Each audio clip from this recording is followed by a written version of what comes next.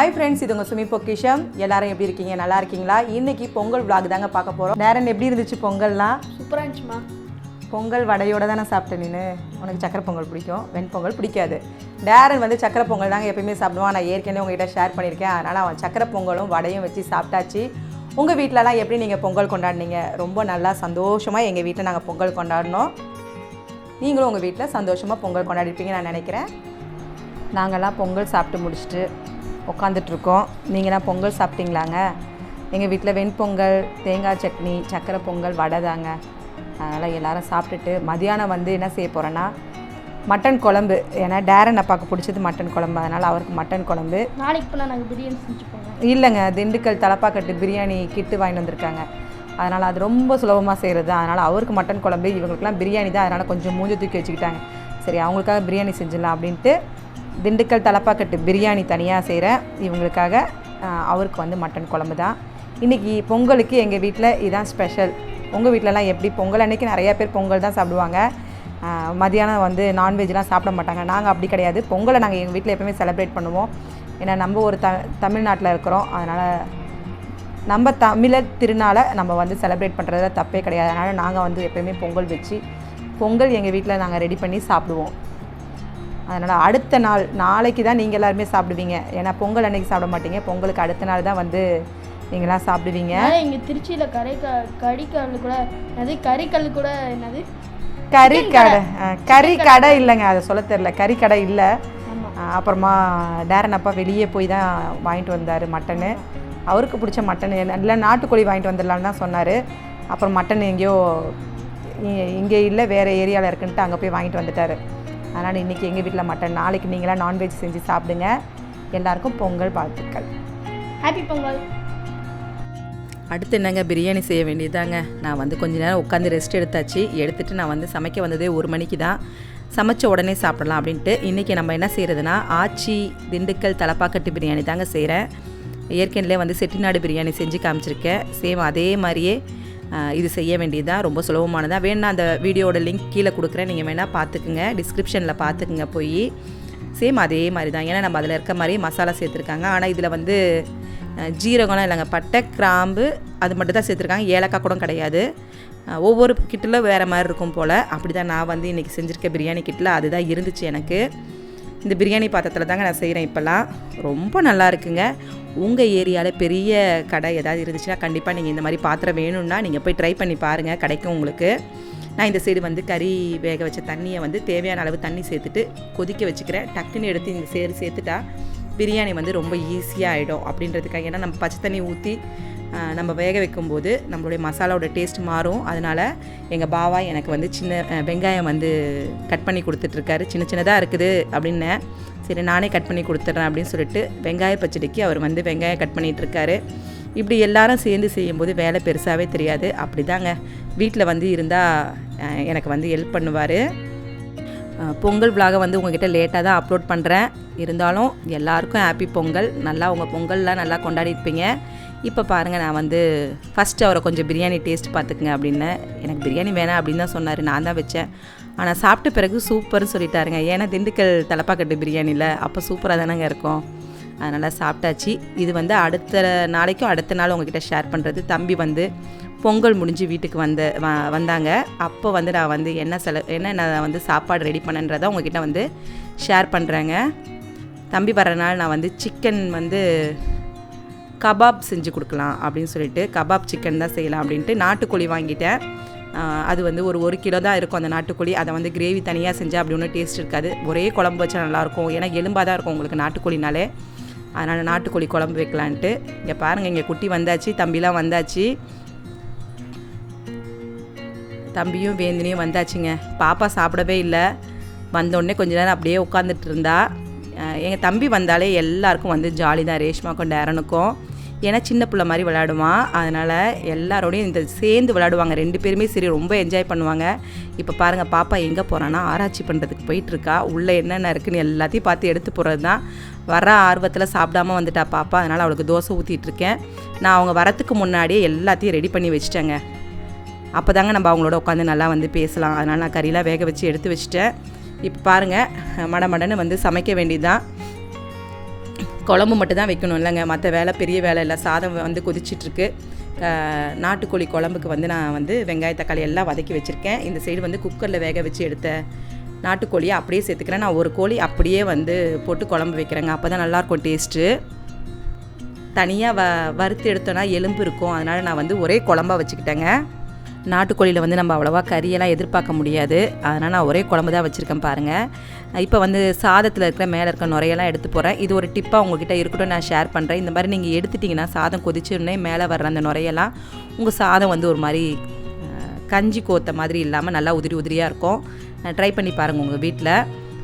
எப்பயுமே ஒரே மாதிரி சாப்பிட்றோம், சிக்கன் கிரேவி, சிக்கன் இல்லைனா சிக்கன் 65 அந்த மாதிரி இல்லாமல் தம்பிக்கு பிடிக்கும், அந்த குட்டிக்கும் பிடிக்கும், எல்லாருக்குமே பிடிக்கும் இல்லைங்க கொஞ்சம் டிஃப்ரெண்ட்டாக சாப்பிடும்போது. அதனால் அவங்களுக்கெல்லாம் பிடிக்கிற மாதிரியே செய்யலாம் அப்படின்ட்டு நான் வந்து சிக்கனில் வந்து கபாப் தான் செய்கிறேங்க. பாருங்கள், வேந்தினி வந்து எனக்கு வந்து அந்த லெக்கு வந்து ரக்கையை வந்து உங்களுக்கு வந்து லாலிபாப் மாதிரி செஞ்சு தருவாங்க. அது எனக்கு ஒழுங்காகவே பண்ணி தராமல் விட்டுட்டாங்க. கொடுங்க அண்ணி நான் செய்கிறேன்னு சொல்லிட்டு வேந்தினி வந்து அதெல்லாம் கரெக்டாக எடுத்து கொடுத்துட்டு இருந்துச்சு. இப்படி தாங்க நாங்கள் எல்லாம் செஞ்சுட்டு இருந்தோம். வேந்தினி வரத்துக்குள்ளே நான் செய்யணுன்னு இருந்தேன், இல்லைனா நான் எதாவது செய்கிறேன்னு சொல்லும்.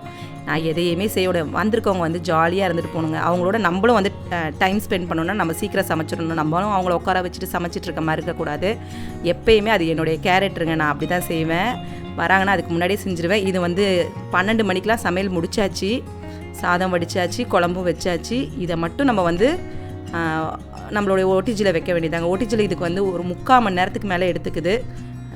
கிட்டத்தட்ட ஒரு 1 ஹவர் ஆகிடுச்சின்னு வச்சுக்கோங்களேன். நான் வந்து திருப்பி போட்டுக்கிட்டேன். ஃபஸ்ட்டு ஒரு அரை மணி நேரம் அதில் குக் ஆன பிறகு திருப்பி போட்ட பிறகு குக் ஆகிடுது. என்னைக்காவது நீங்களும் ட்ரை பண்ணணுன்னா உங்கள் வீட்டில் ஓடிஜி இருந்துச்சுன்னா இந்த மாதிரி நீங்கள் ட்ரை பண்ணுங்கள். இப்போ வந்து ப்ரீ ஹீட் பண்ணி தான் இருக்குது. ஏற்கனவே வந்து ப்ரீ ஹீட் பண்ணிட்டு தான் நம்ம வந்து உள்ளே வந்து அவனில் வைக்கணும். இப்போ பாருங்கள், நான் எல்லாம் ரெடி பண்ணிட்டேன். இருக்கிற மசாலாவை மேலே வந்து ஒரு கோட்டிங் கொடுத்துக்கலாம் அப்படின்ட்டு நான் அந்த கம்பியில் வந்து என்னால் லெக்கு மட்டும் தான் வைக்க முடிஞ்சிச்சு. அதுக்கு மேலே இடம் பத்தாதனால நான் வந்து ட்ரேயில் வச்சுக்கிறேன்.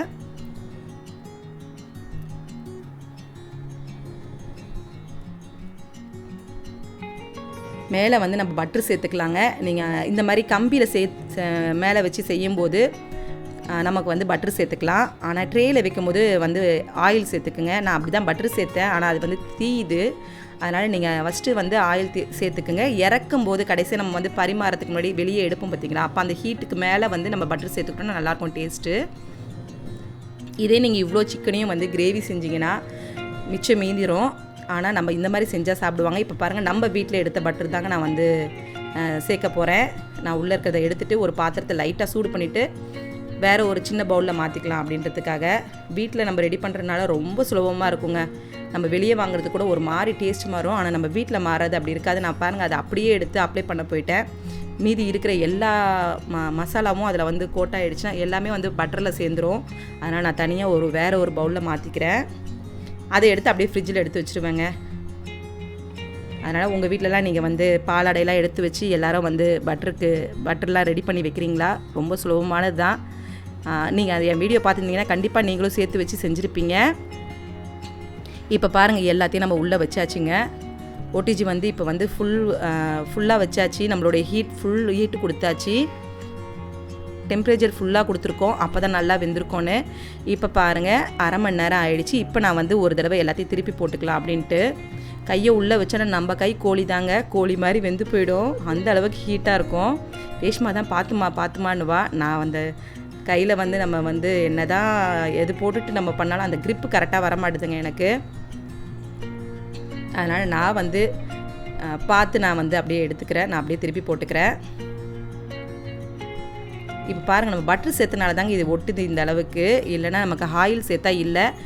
எனக்கு மைனஸ் ஆனதை நான் உங்ககிட்ட சொல்லியிருக்கேன். நீங்கள் வந்து செய்யும்போது பட்டர் சேர்க்காமல் ஃபஸ்ட்டு வந்து ஆயில் சேர்த்துக்குங்க. அதுக்கப்புறமா நீங்கள் இறக்கும்போது பட்டர் சேர்த்துக்குங்க.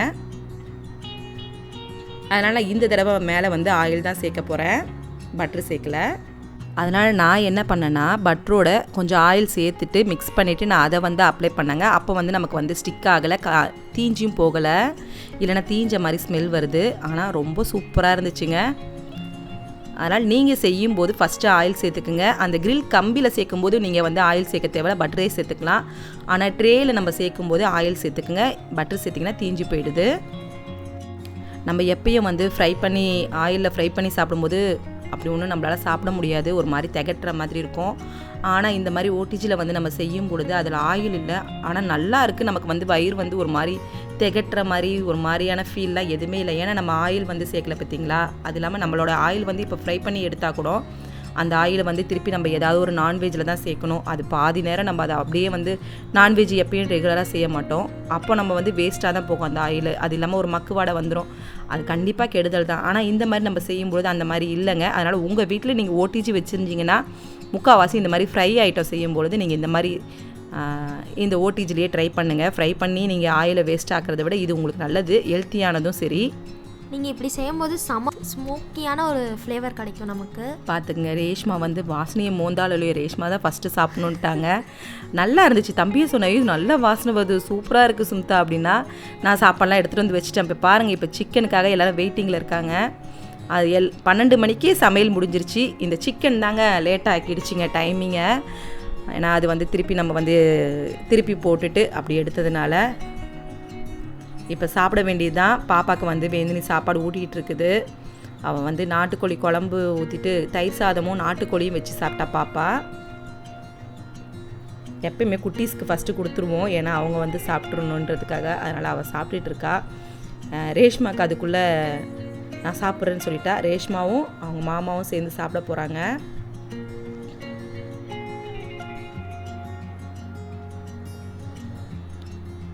எப்பயும் ஒரே மாதிரி சிக்கன் குழம்பு மட்டன் குழம்பு சாப்பிட்றத விட இந்த மாதிரி நாட்டுக்கோழியில் நீங்கள் குழம்பு வச்சு பாருங்கள், அதோட ஃப்ளேவர் வேறு, நல்லாயிருக்கும். டேஸ்ட்டும் ரொம்ப நல்லாயிருக்கும்.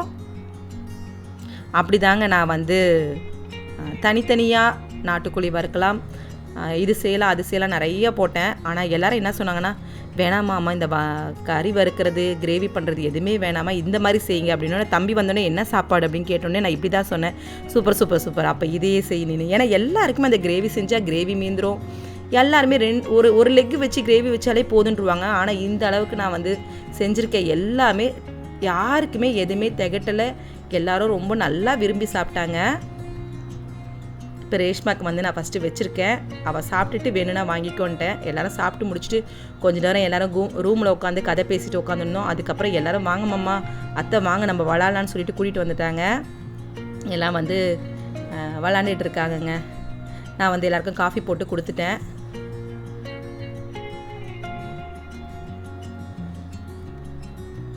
இந்த மாதிரி யாராவது வந்திருக்கும் போது நல்லா என்ஜாய்மெண்ட் பண்ணுறதுக்கு ஆளும் இருந்தால் ரொம்ப நல்லாயிருக்கும்லங்க. அப்படி தாங்க. சரி, தம்பியும் சரி தம்பி ஒய்ஃபும் சரி 2 பேரும் நல்லா விளாடுவாங்க.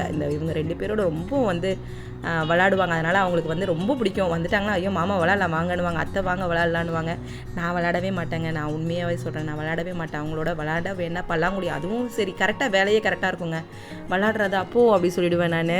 ஆனால் இவங்க 2 பேர் எப்பயுமே சரி வீட்டுக்கு போனாலும் அங்கே போனாலும் சரி விளாடுவாங்க. ராஜா ராணிலாம் விளாண்டுட்டு இருப்பாங்க. இப்போ பாருங்கள், டேரன் நான் வந்து விளாட்றேன்னு சொன்னோன்னே அத்தை நீங்கள் தான் விளாடணுன்னா, அப்புறம் அவங்க அத்தை நீ விளாடு டேரன் சொல்லி கொடுத்துருக்காங்க. நான் டேரனோட விளாட மாட்டேன்னு சொல்லிட்டு இருக்கா. அவள் பிடிவாதமாக கொடுத்துட்டாங்க. இப்போ விளாட வேண்டியது அவரோட காருக்கு அடிச்சு விட வேண்டியது அதை டேரன் தான் எடுக்கிறது. இது தாங்க வந்துட்டு இருந்துச்சு. 2 பேருக்கும் சண்டை தான் ஓடிட்டு இருந்துச்சு. எல்லார் வீட்லேயுமே இந்த மாதிரி இருக்கும். அதுதாங்க ஜாலி. சண்டை இல்லாமல் யார் வீடு தான் இருக்குது சொல்லுங்கள். எல்லா குட்டீஸ்னாலே பெரியவங்களான பிறகு கூட சண்டை போட்டுப்போம். நானும் என் தம்பியும் செம்மையாக சண்டை போட்டுப்போங்க. சண்டை போடாமலாம் இருக்கவே மாட்டோம். சின்ன பிள்ளை சண்டை மாதிரிலாம் வராது. சண்டை வராமல் யார் தான் இருப்பாங்க. அதுதான் என்னதான் இருந்தாலும் கூட பிறந்தவங்கல்ல. அதனால் அப்படி தான் நாங்களாம் ரொம்ப பிரியமாக இருந்துப்போம். இப்போ பாருங்கள், இந்த குட்டியை சைக்கிளில் ஏற்றிட்டு போகணுன்னு போகிறான் டேரனு. அந்த குட்டியும் அவனை டைட்டாக பிடிச்சிக்குங்க, பிடிச்சிட்டு போயிட்டு வரும் பாருங்கள். நீங்கள் நினைக்கலாம் தம்பியை மட்டும்தான் வீடியோவில் பார்க்குறீங்க அப்படின்னு நீங்கள் நினைக்கலாம். மற்றவங்க எல்லோரும் ஷாப் வச்சுருக்காங்க, எல்லோரும் கடை திறக்கணும். அவங்கள நான் போய் பார்ப்பேங்க. தம்பி தான் அண்ணன் தான் வந்து நம்மளை பார்க்கணும் அப்படிலாம் நான் எதிர்பார்க்க மாட்டேன். அவங்கவுங்களுக்கு வேலை இருக்குது. நம்மளை நல்லா தான் நாங்கள் பார்த்தாங்க கல்யாணம் ஆகிற முன்னாடி வரைக்கும். கல்யாணம் ஆன பிறகு நம்மள ஏன் அவங்கள போய் பார்த்தா தப்பு இல்லையே. நான் அப்படி தான், நான் வந்து எல்லாரையும் போய் பார்த்துட்டு வருவேன். அம்மா வீட்டுக்கு போனோன்னா நான் எல்லாரையும் நான் போய் பார்த்துட்டு வருவேங்க.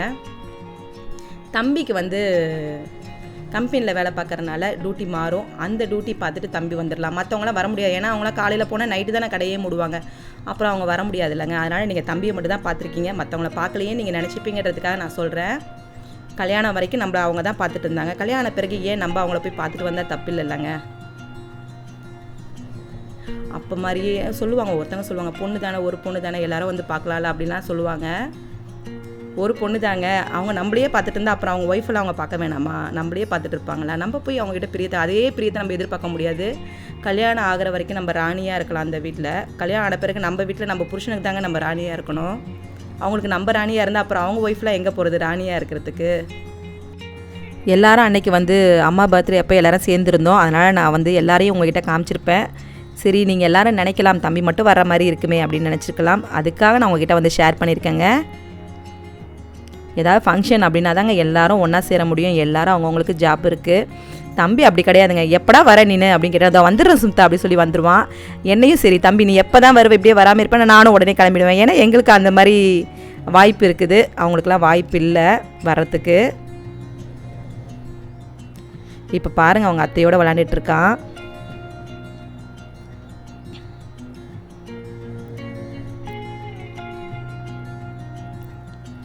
இப்போ நாங்கள் என்ன செஞ்சிட்ருக்கோன்னா தில் பசந்த் சாப்பிட்டுட்ருக்கேங்க நான். தம்பி வரும்போது தில் பசந்த் ஸ்நாக்ஸ் மற்ற சிப்ஸ் ஐட்டம்லாம் வாங்கிட்டு வந்தேன். தில் பசந்த் எனக்கு ரொம்ப பிடிக்கும், அதனால் தில் பசந்த் வாங்கிட்டு வந்தாச்சு. அதை தான் டீ கொடுத்துட்டு சாப்பிட்டுட்ருக்கோம். இந்த குட்டி மட்டும் அது எதையுமே சாப்பிட மாட்டேன், நான் வந்து விளாடணும் அவ்வளோதான். அவளோட வந்து மயில் பார்க்கணுன்னு ஆசை பாப்பாவுக்கு. அதுக்கேற்ற மாதிரி மயில் ஈவினிங் தாங்க வந்துச்சு. அடுத்து காரில் ஏறணும்னு சொல்லிட்டு கார் ஓட்டணும் அப்படின்னு ஆசை அவளுக்கு. அதனால் அவளை காரில் ஏற்றி விட்டாச்சு. பாருங்கள் அந்த குட்டி பாருங்கள் கார் ஓட்டுறேன்னு கார் ஓட்டிகிட்ருக்கா பாருங்கள். மதியானம் உட்காந்துட்டு எல்லா தோடையும் பார்த்துட்டு அதுலேருந்து ஒரு தோடு எடுத்து கரெக்டாக வந்து த்ரெட்டில் செஞ்ச தோடு அவளுக்கு வெயிட் இல்லாத எடுத்து காதில் மாட்டிட்டு அழகாக இருக்குது பாருங்கள். அந்த பாப்பாவுக்கு அந்த காதில் போட்டிருக்க தோடு அதை போட்டுட்டு உட்காந்து கார் ஓட்டிகிட்டு இருக்கா. இப்போ அவங்க அப்பா வந்து நீங்கள் வந்து கார் ஓட்டுங்கப்பா வாங்கப்பா போகலாம் நம்மன்னு சொல்லிகிட்டு இருக்கா. அடுத்து அவங்க அப்பாவோட ஒரு ரவுண்ட் அடிச்சுட்டு வந்துட போகிறா பாப்பா. ஸோ அவ்வளோதாங்க இந்த விலாகு. இப்படி தான் நாங்கள் தம்பி வந்திருக்கும் போது இப்படி தான் நாங்கள் வந்து ரொம்ப ஹாப்பியாக ரொம்ப சந்தோஷமாக போச்சு. இப்படி தாங்க எங்களுடைய அன்னைக்கு ரொம்ப நல்லா சந்தோஷமாக போச்சுங்க. இந்த வீடியோ உங்களுக்கு பிடிச்சிருந்தா ஒரு பெரிய லைக்கை கண்டிப்பாக எனக்கு தாங்க. எனக்கு சப்போர்ட் பண்ணுங்கள், லைக் பண்ணுங்கள், ஷேர் பண்ணுங்கள், சப்ஸ்கிரைப் பண்ண மறந்துடாதீங்க. தேங்க்யூ.